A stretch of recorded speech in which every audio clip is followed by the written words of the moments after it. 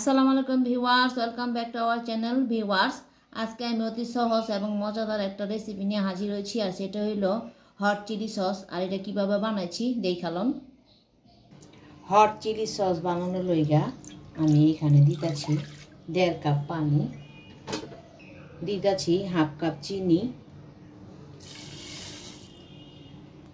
দিতেছি 1 চা চামচ রসুন কুচি, 1 চা চামচ আদা কুচি, আর 1.5 চা চামচ চিলি ফ্লেক্স, দিতেছি 1/4 কাপ সিরকা। চুলাটা জ্বালায়া আমি ফুটাই লমু।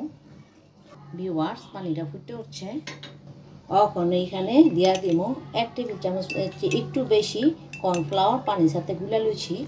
এখন এটা দিয়া লাড়ার মধ্যে রাখবো,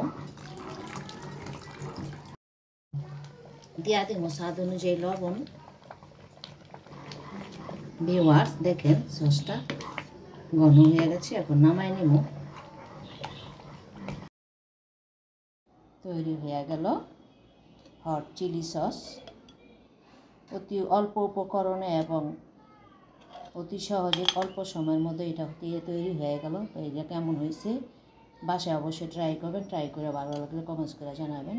সবাই ভালো থাকবেন। আল্লাহ হাফেজ।